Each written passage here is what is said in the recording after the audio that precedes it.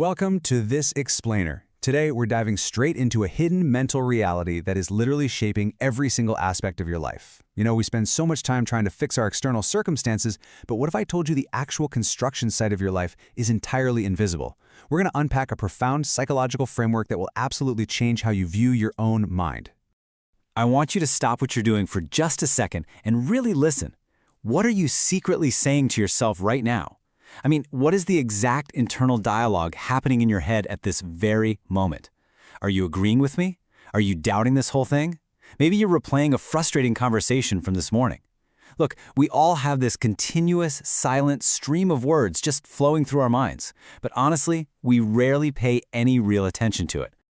So, here's the absolute kicker. That quiet, invisible dialogue, it isn't just harmless background noise. According to the teachings of Neville Goddard, our silent inner speech is the true architect of our external circumstances. In this framework, every single condition in your life is literally your inner speech objectified. It's like vibration solidified right into physical reality. To really wrap our heads around this, we need to talk about the man behind this framework, Neville Goddard. He was a deeply influential mystic and teacher, and he had a truly fascinating perspective. He actually viewed ancient and biblical texts not as historical records, but as profound, timeless psychological dramas taking place entirely within the human mind. He firmly believed that the ultimate creator is human imagination. And that brings us to his core philosophy, the principle that everything in our external world, the entire globe of our personal experience, is birthed from the inside out. Goddard taught that the kingdom of heaven resides strictly within us. Think about it like this. If you want to change the reflection in a mirror, you don't smash the mirror, right? You have to change what's standing in front of it. And in this case, that's your internal state of consciousness. Which leads us directly into our first core concept. Section 1, the coin of heaven.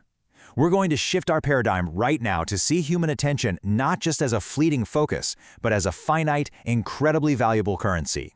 The framework boldly asserts that thought is the coin of heaven. Let that sink in for a second. In this spiritual economy, every single thought you have, every little piece of inner speech you entertain, is a literal transaction. You're constantly spending currency. So the big question is, are you actually buying the life you want? This brings us to a pivotal revelation Goddard shared back in April of 1953. His wife woke up having heard this authoritative inner voice tell her that we must stop wasting our thoughts, time, and money. Now, to waste is to spend foolishly without gathering anything of value. But to invest is to distribute your attention with a very clear, deliberate purpose, fully expecting a real-world profit. We literally have to transform every passing moment into a deliberate investment. So, how do we actually apply this metaphor? Let's get into Section 2, wasting versus investing attention. Now, what's really interesting about this comparison is how it captures two totally distinct modes of existence. On one hand, you've got the mechanical, reactive approach, wasting your internal currency on mental arguments, constantly feeling abused or misunderstood and just entertaining fear. On the other hand, we have the proactive, controlled approach, where you're investing your coins by assuming the state of the wish fulfilled and engaging in conscious, purposeful inner dialogue. Let's look a bit closer at the hidden costs here. Be honest, how often do you win imaginary shower arguments with your boss? Goddard points out that people completely forget these silent, subjective battles, but then, a few days later, they're utterly baffled when their external lives are suddenly filled with inexplicable conflict, friction, and misfortune. They spent their heavenly coins on conflict, and well, the universe happily delivered the purchase. Which brings us to the solution in Section 3, the mental diet. If our thoughts are coins, and our inner speech builds our reality, how do we actually fix a broken system? We go on a mental diet. Just like our physical bodies are altered by a change in the food we eat, our minds are deeply transformed by a change in their diet of ideas. The source material is incredibly strict on this point. If there is no change in your mental diet, your personal history remains exactly the same. Complaining about your environment or playing the victim, all while secretly maintaining a negative mental diet of internal arguing and pessimism, is a complete and total waste of your internal currency. You just can't eat mental junk food all day and expect to see a healthy, thriving external reality. Okay, let's dive into this process because it is highly actionable. Step 1. Observe your inner speech uncritically. Just watch it. See what you're actually saying to yourself without judging it. Step 2. Stop that negative mechanical speech dead in its tracks the second you catch it. And step 3, consciously initiate a new dialogue from the premise that your desire is already fulfilled. The whole goal here is to become the active navigator of your mind, rather than just a passive passenger reacting to the world. Now let's guide this explainer into the final and perhaps most powerful concept. Section 4. Assuming the wish fulfilled. This outlines the precise mechanics of how to actively invest your internal coins to yield a real-world harvest.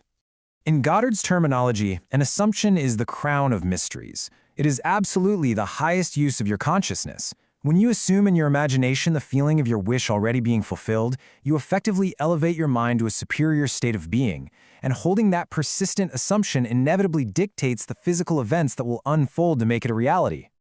And here is a highly practical illustration of exactly how to do this.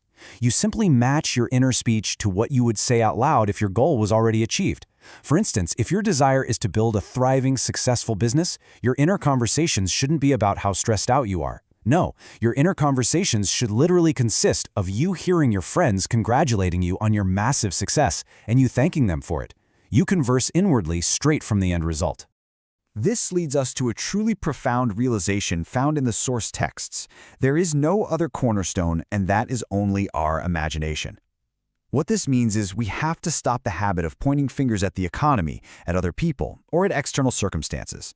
It requires us to stop relying on outside forces and realize that our own imagination, our very own internal dialogue, is the literal cornerstone upon which our entire life is built. So I want to leave you with this lingering challenge as we wrap up this explainer. The moment we're done here, life continues. Your inner dialogue is going to keep running. But remember, your very next thought is a coin of heaven. How are you going to invest it? Are you going to waste it on some phantom argument, or will you invest it in the assumption of your greatest wish fulfilled? The choice and the reality it builds is entirely yours. Thanks for joining me, and start investing wisely.